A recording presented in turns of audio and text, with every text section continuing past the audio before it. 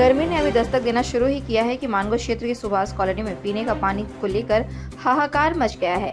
Colony वासी एक एक बूंद पीने का पानी को मोहताज हो गए हैं। कॉलोनी में एक सप्ताह से पानी की किल्लत है। लोग सुबह होते ही सबसे पहले पीने की पानी की जुगत में लग जाते हैं। लोग दूसरे बस्तियों में जाकर पानी ला रहे हैं, लेकिन चिंता की बात यह है कि वे जहां से भी पानी भरकर लाते हैं वहां भी घंटों लाइन में लगना पड़ता है, तब जाकर एक बार पीने का पानी मिल पाता है।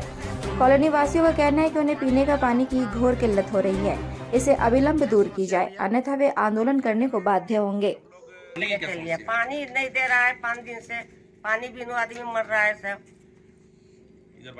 हम लोग को तो यहाँ पर विधायक साहब जब से जीते हैं तब से एक को बार यहाँ तक झांकने तक नहीं है हम लोग एरिया में। हम लोग का कोई है ही नहीं, बिल्कुल हम लोग को जीत के चले गए और कभी हम लोग को दर्शन ही नहीं दे रहा है। और अभी तक हम लोग परेशान है, तो हम लोग बोले तो किनको बोले। पानी कितने दिन से नहीं आ रही है? पानी तो एक सप्ताह से नहीं आ रही सर। लोगों को कैसे काम चल रहा था? हम देखे कि भैया नदी से पानी, हम लोग नदी से ही पानी लेके आते हैं, साक्षी से लेके आते हैं।